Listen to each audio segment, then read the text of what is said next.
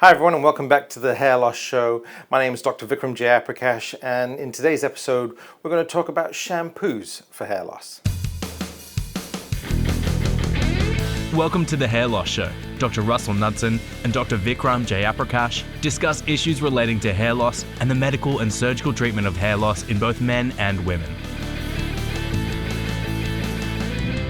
Thanks everyone and welcome back to the show.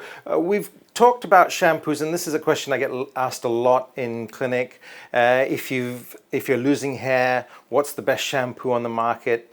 If you've had a hair transplant, what's the best shampoo to use after having a hair transplant? And the truth is that there is no answer to that question. There is no what is the best. In essence, with shampoos, you're looking at a product that is actually kind on the system, right? So it's not too aggressive, it's not too irritant on the skin. It's actually just keeping the surface of the scalp clean so that the oils from the scalp can coat the hair and give it the nourishment that it needs. So there are a lot of products out there that have parabens and sulfates, and these can be harmful to the hair. They can strip the oils from the hair shaft and make the hair a little bit more brittle and more likely to break.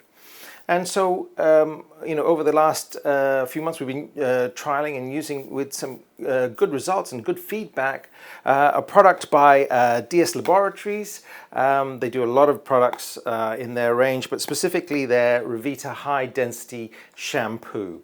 This is a really good shampoo. It's got a lot in it. It's paraben-free, it's sulfate-free, of course, but it's also got anti-DHT properties. It's got some anti-inflammatory properties, and it's got things that help the skin settle and help boost the growth of the hair follicle. So it's a really actually really gentle shampoo. We recommend it to our patients after surgery as well, and we've got really good feedback and people are really enjoying this. So if you get a chance, I'm sure it's available in your area, check out DS Laboratories Revita Shampoo.